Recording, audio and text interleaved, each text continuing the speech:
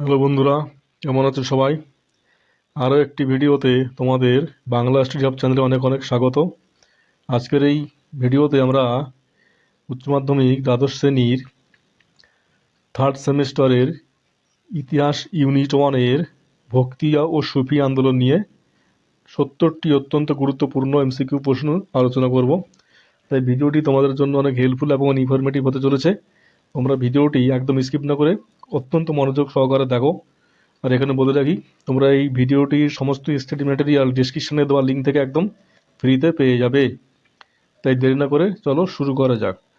ভারতের ভক্তি আন্দোলনের আদি উৎস প্রথম কোথায় দেখা গিয়েছিল? দেখো, উত্তর হলো দক্ষিণ ভারতে। দক্ষিণ ভারতের বিষ্ণু ভক্ত সাধকদের কি বলা হতো? উত্তর হলো আলভার। দক্ষিণ ভারতের শিব ভক্ত সাধকরা কি নামে পরিচিত ছিল? উত্তর হলো নায়নার। আলভার সাধকদের সংখ্যা কত ছিল? উত্তর হলো 12 জন। নায়নার সাধকদের সংখ্যা কত ছিল?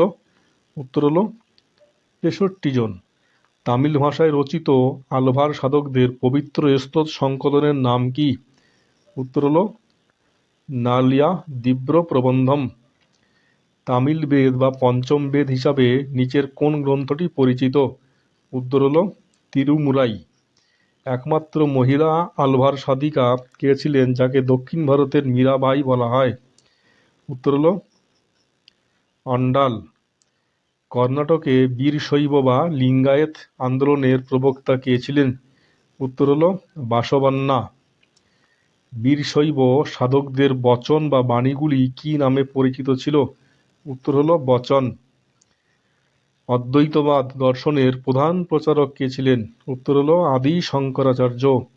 বিশিষ্ট অদ্বৈতবাদ তত্ত্বের প্রবক্তা কে ছিলেন? উত্তর হলো রামানুজাচার্য। উত্তর ভারতে ভক্তি আন্দোলনের ধারাকে জনপ্রিয় করে তোলার প্রধান কারিগর কে ছিলেন? উত্তর হলো রামানন্দ। সন্ত রামানন্দের প্রধান শিষ্যের সংখ্যা কত ছিল? উত্তর হলো 12 জন। রামানন্দের শিষ্যদের মধ্যে কে পেশায় একজন তাঁতি ছিলেন? উত্তর হলো কবির। সন্ত কবিরের বাণী ও উপদেশাবলী কোন গ্রন্থে সংকলিত রয়েছে? উত্তর হলো বীজক গ্রন্থে। কবিরের 2 লাইনের সংক্ষিপ্ত কবিতা বা বাণীগুলিকে কি বলা হয়? তোমরা সবাই জানো, এটা দোহা বলা হয়। কবিরের অনুগামীদের কি বলা হতো? উত্তর হলো কবিরপন্থী। শিখ ধর্মের প্রতিষ্ঠাতা কে ছিলেন? উত্তর হলো গুরু নানক সাহিব বা গুরু নানক। গুরু নানকের জন্ম কোথায় হয়েছিল? উত্তর হলো তালবন্দি গ্রামে, বর্তমানে নানকানা সাহেব। গুরু নানকের ভক্তিমূলক গান বা বাণীগুলিকে কি বলা হতো? উত্তর হলো সাবাদ। গুরু নানক প্রবর্তিত যৌথ ভোজনালয় বা নিখরচায় খাবার খাওয়ার ব্যবস্থাকে কি বলা হতো? উত্তর হলো লঙ্গর। শিখদের পবিত্র ধর্মগ্রন্থ গুরু গ্রন্থ সাহেব বা আদিগ্রন্থ কে সংকলন করেন? উত্তর হলো গুরু অর্জুন দেব। বাংলায় গৌড়ীয় বৈষ্ণব ধর্ম এবং নাম সংকীর্তনের আন্দোলনের প্রবক্তা কে ছিলেন? উত্তর হলো শ্রী চৈতন্যদেব। শ্রী চৈতন্যদেব জন্ম কোথায় হয়েছিল? উত্তর হলো নবদ্বীপে।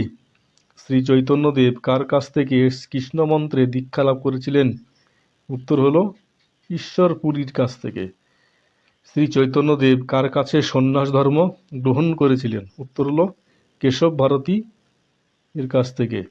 শ্রী চৈতন্যদেবের জীবনী আধারিত বিখ্যাত গ্রন্থ চৈতন্য চরিতামৃত কে রচনা করেন? অত্যন্ত গুরুত্বপূর্ণ এটা, কৃষ্ণদাস কবিরাজ। রাজস্থানের কোন চারণ কবি বা রাজকুমারী শ্রীকৃষ্ণের প্রতি একনিষ্ঠ ভক্তির জন্য বিখ্যাত ছিলেন? উত্তর হলো মীরাবাই। মীরাবাই কার শিষ্যা ছিলেন বলে মনে করা হয়, যিনি একজন চর্মকার সাধক ছিলেন? উত্তর হলো সন্ত রবিদাস। মীরাবাইয়ের ভক্তিগীতিগুলি মূলত কি নামে পরিচিত? উত্তর হলো ভজন। হিন্দি ভাষায় রামচরিতমানস মহাকাব্যটি কে রচনা করেছিলেন? উত্তর হলো তুলসীদাস। অন্ধকবি সুরদাস শ্রীকৃষ্ণের বাল্যলীলা বর্ণনা করে কোন বিখ্যাত গ্রন্থটি রচনা করেন? উত্তর হলো সুরসাগর।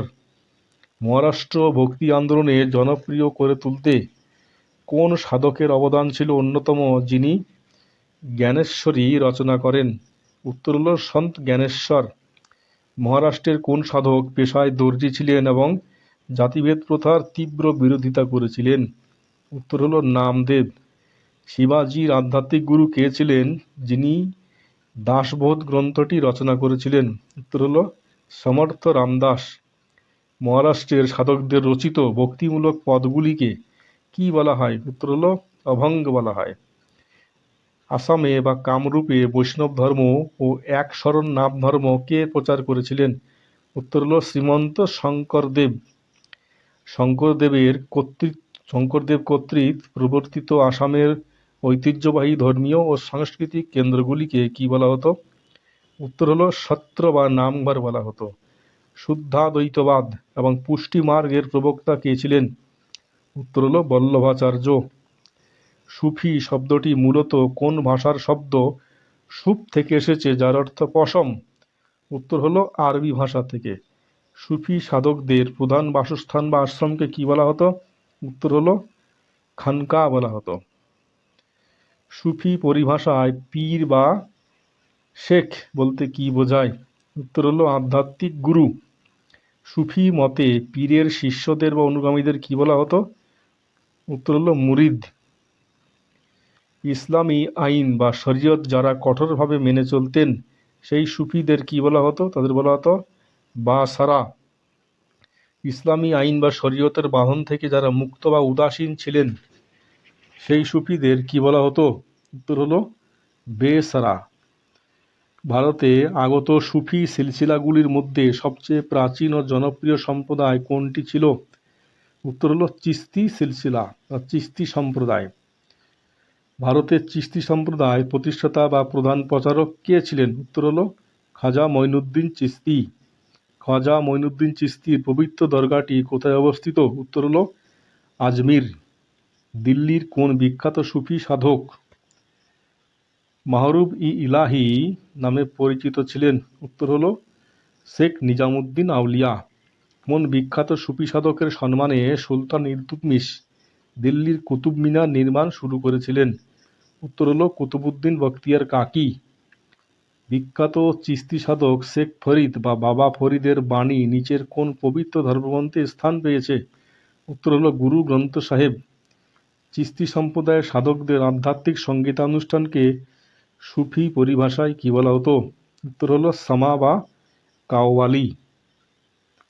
ভারতে সুরাবর্দী সুফি সিলসিলার প্রতিষ্ঠাতা কে ছিলেন?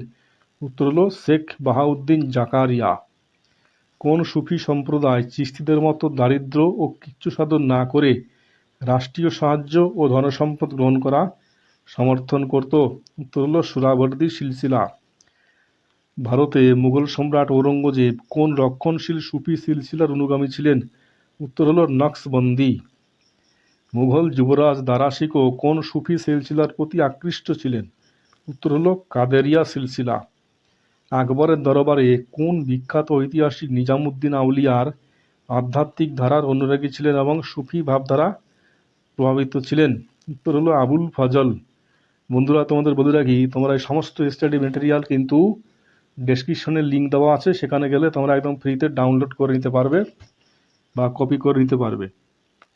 বিখ্যাত সুফি সাধক শেখ সেলিম চিস্তির দরগা মুঘল সম্রাট আকবর কোথায় নির্মাণ করেছিলেন? উত্তর হলো ফতেপুর সিক্রি। সুফি সাধকদের মৃত্যুর পর তাদের সমাধিস্থলকে কি বলা হতো যা পবিত্র তীর্থক্ষেত্রে পরিণত হতো? উত্তর হলো দরগা বলা হতো। ভারতীয় সমাজ ও সংস্কৃতির ওপর প্রভাব ও একীকরণ। পরের প্রশ্ন, মধ্যযুগীয় ভক্তি ও সুফি আন্দোলনের প্রধান সামাজিক অবদান কী ছিল? উত্তর হলো জাতিভেদ প্রথার কঠোরতা। ভক্তি ও সুফি সাধকদের ধর্মপ্রচারের ফলে কোন ভাষার অভূতপূর্ব উন্নতি ঘটেছিল? উত্তর হলো আঞ্চলিক বা লোক ভাষা। ভক্তি আন্দোলনের মূল ভিত্তি বা মোক্ষ লাভের প্রধান পথ কী ছিল? উত্তর হলো ঈশ্বরের প্রতি গভীর ও নিঃশর্ত ভক্তি বা প্রেম। সুফি তত্ত্বের প্রধান দর্শন ওয়াদাত আল উজুদ এর অর্থ কী? উত্তর হলো অস্তিত্বের একত্ব এবং সর্বেশ্বরবাদ। ভক্তি সাধক কবির সুফি সাধকদের সমন্বয়ে মধ্যযুগে কোন নতুন মিশ্র সংস্কৃতির বিকাশ ঘটেছিল? উত্তর হলো ইন্দো ইসলামীয় সংস্কৃতি। কুতুবউদ্দিন বখতিয়ার কাকির প্রধান শিষ্য কে ছিলেন, যার নামানুসারে পাঞ্জাবের ফরিদকোট শহরে নামকরণ হয়েছে? উত্তর হলো বাবা ফরিদ। মধ্যযুগের কোন আন্দোলন সমাজের নারী ও অন্তজ মানে নিম্নবর্ণের মানুষদের ধর্মীয় ও সামাজিক অধিকারের ক্ষেত্রে সমান সুযোগ দিয়েছিল? উত্তর হলো ভক্তি ও সুফি আন্দোলন।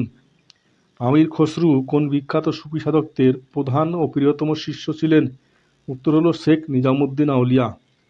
ঈশ্বর এক ও অদ্বিতীয়, কেবল তার নাম আলাদা, এই উদারবাদী দর্শন মধ্যযুগে ভারতের কোন দুই প্রধান সাধকের বাণীতে সবচেয়ে বেশি প্রতিফলিত হয়েছিল? উত্তর হলো কবির ও গুরু নানক। সুফি ও ভক্তি আন্দোলনের মূল সুরটি কেমন ছিল?